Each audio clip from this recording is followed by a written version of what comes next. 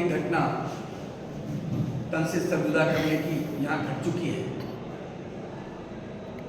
अभी एक सप्ताह डेढ़ सप्ताह पहले उदयपुर में दूसरी घटना घटी है। अजमेर की एक घटना 32 साल पहले जो घटी थी,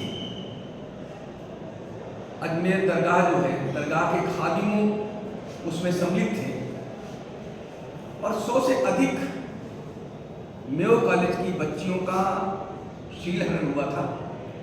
उनकी फिल्म बनाई गई थी, उनको ब्लैकमेल किया गया था और उनका जो निर्णय आया, कुछ लोग तो पहले गिरफ्तार हो गए थे, लेकिन अभी जो निर्णय आया वो नाकाफी है। इतने जघन्य अपराध के बाद भी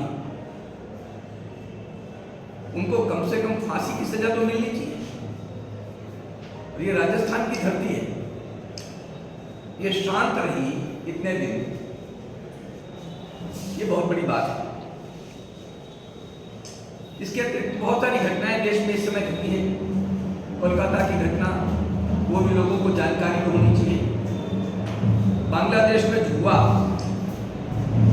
वहां पर सत्ता परिवर्तन हुआ, हिंदुओं का दमन वहां चल रहा है, उनके मंदिर तोड़े जा रहे हैं, टैंक बेटियों का बलात्कार हो रहा है। लेकिन भारत में एक वर्ग ऐसा है जो हमारे लिए चिंता का विषय, वहां हिंदुओं के लिए तो है ही, लेकिन एक बड़ी चिंता का विषय कि भारत में एक बड़ा वर्ग ये प्रचारित करने में लगा हुआ है कि वहां हिंदू सुरक्षित हैं, हिंदुओं के साथ कुछ नहीं हो रहा, वहां के मंदिरों के साथ कुछ नहीं हो रहा। लेकिन इस सोशल मीडिया के समय में छुपता कुछ नहीं है। वहां के शासन के प्रमुख स्वीकार कर रहे हैं, वहां शासन स्वीकार कर रहा है कि हाँ ऐसा हुआ है, लेकिन भारत के कुछ लोग ये स्वीकार नहीं कर रहे और कम से कम अपने देश के मानस में, उनकी आंखों के सामने पर्दा डालने की कोशिश कर रहे हैं, जो वो सफल नहीं हुए। विश्व हिंदू परिषद में मैंने बताया कि उपलब्धियां क्या रही हैं। तो सारे देश में धर्मांतरण को लेकर के हम बहुत चिंतित हैं और आज से नहीं, हम 1964 से चिंतित रहे हैं। हमारा वंचित समाज, हमारा अनुसूचित समाज, अनुसूचित जनजाति समाज स्वाभाविक है आर्थिक दृष्टि से बहुत संकट में रहा है और दूसरा छुआछूत का एक बड़ा कारण रहा है। तो लोगों के सामने एक विचार जाना चाहिए कि छुआछूत मिटाने के लिए विश्व हिंदू परिषद ने 1969 से उडुपी में देश के सभी मत पंथों के सभी संतों को बुला करके एक घोषणा करवाई थी, जो उसके पहले कभी नहीं हुई थी, कि ना हिंदू पतितो भवेत्, सभी हिंदू एक समान हैं, हम सब हिंदू एक हैं। वहाँ से छुआछूत की भावना समाज में मिटे, सेवा के कार्य बढ़े, अभावग्रस्त लोग जो वास्तव में लोभ से, लालच से, अभाव के कारण धर्मांतरित हो जाते हैं, उनको उन कारणों के साथ के कारण धर्मांतरित न होना पड़े।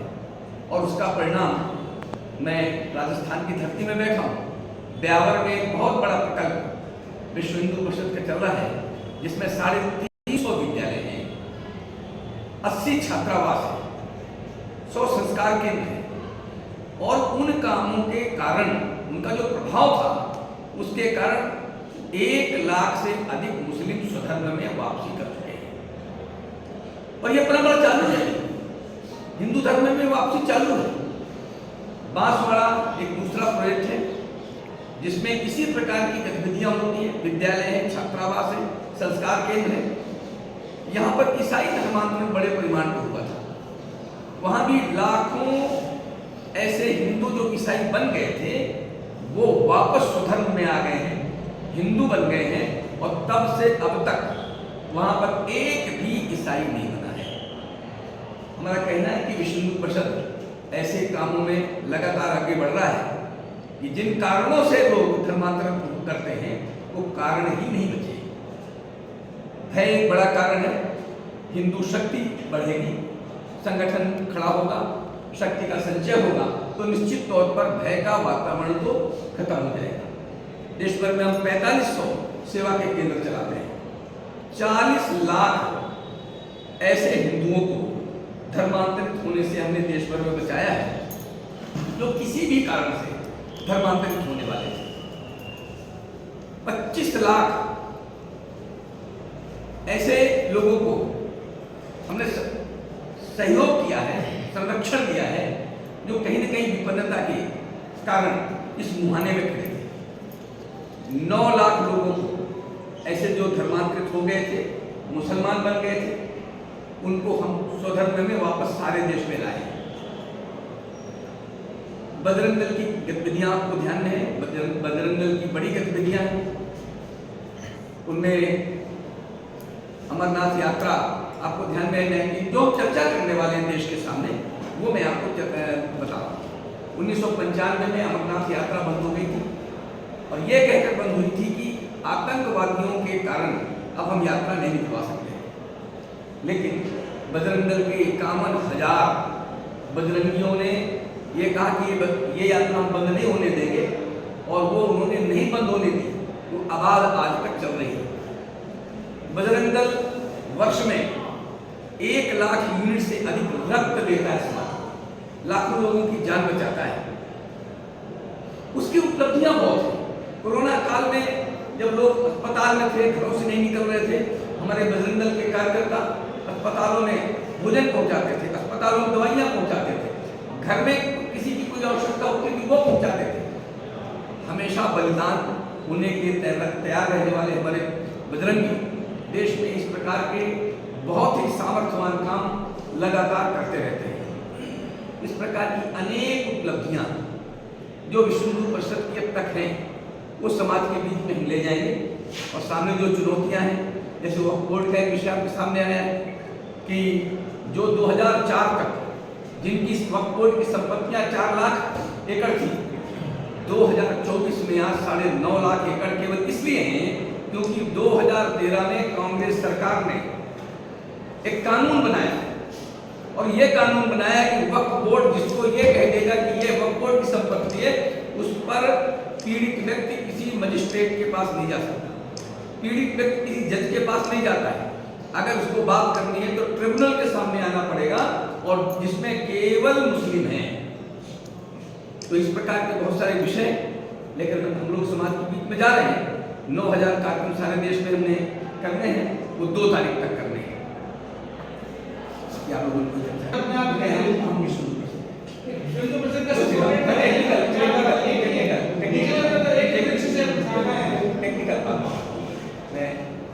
टेक्निकल बात ये कि आप अगर हमसे सहयोग नहीं मांगेंगे तो जबरदस्ती आपको सहयोग नहीं किया जा सकता। अगर वो भारत सरकार से सहयोग मांगते हैं, भारत सरकार तो बांग्लादेश में है, टर्की तक सहयोग देने के लिए तैयार था, जो टर्की उनके साथ भी में खड़ा हो गया था, टर्की को भी सहयोग दिया। सहयोग के मामले में भारत सरकार हर पीढ़ी के साथ खड़ा होता है। बांग्लादेश में तो केवल हिंदुओं के लिए जो पीड़ित उसके लिए सहयोग देने के लिए तैयार है, लेकिन इसके लिए मांगना पड़ता है। इसलिए इंटरनेशनल जो सारी आवश्यकताएं होती हैं वो पूरी करना होगा। लेकिन मैं समझता हूँ कि भारत सरकार ने क्या करना है, बांग्लादेश में क्या अपेक्षाएं हो रही हैं, वो एक शासन से पूछने वाला विषय है, और पूछना वो हम कर रहे हैं, हम वो बात भी कर रहे हैं, और हम वहाँ की सुरक्षा की गुहार भी लगा रहे हैं। वहाँ की सरकार से भी कह रहे हैं और भारत सरकार से भी कह रहे हैं, अंतर्राष्ट्रीय मानवाधिकार आयोग से भी कह रहे हैं कि वहाँ की हिंदुओं की सुरक्षा होनी चाहिए। बांग्लादेश सरकार भारत सरकार से सहयोग नहीं मांग रही, मदद के लिए तो हमने खुद चर्चा करा, तो बीफ जाता है, बीफ की बात होती है, गोमांस की बात नहीं है। वहाँ कागजों में कहीं गोमांस नहीं लिखा हुआ है, बीफ लिखा हुआ है। तो बीफ में वो ले ही नहीं जा सकते हैं यहाँ से।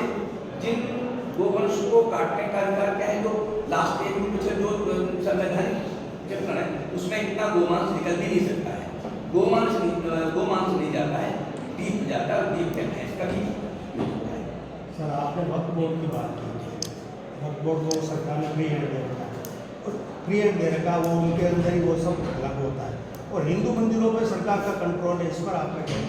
नहीं, हमारा ये कहना है कि हिंदू मंदिरों को जो शासन के अधिकार में है वो सरकार को अधिग्रहण छोड़ देना चाहिए, हिंदुओं के उनके हाथ में देना चाहिए। और हिंदू संस्थाएं जो हैं, जो ट्रस्ट हैं, जो उनके भक्त हैं, जिस प्रकार के ट्रस्ट बना करके सारे मंदिरों का संचालन करते हैं, उनको करने देना चाहिए, वो सक्षम है। नहीं, पर 10 साल हो गए तभी तो उस कानून को बदल नहीं पाई है सरकारें।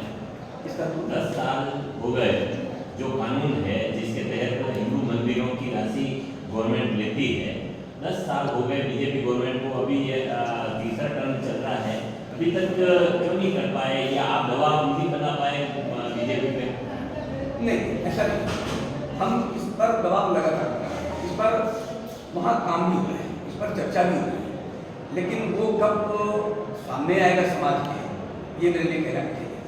और जब तक वो नहीं बनेगा तब तक सरकार इनकी ओर चाहे ये दबाव मत करे। समान नागरिकता कानून हमारे कहना समान नागरिक कानून होना चाहिए, बनना चाहिए। उत्तराखंड ने इस पर शुरुआत कर दी है, स्टेट से शुरुआत कर दिया।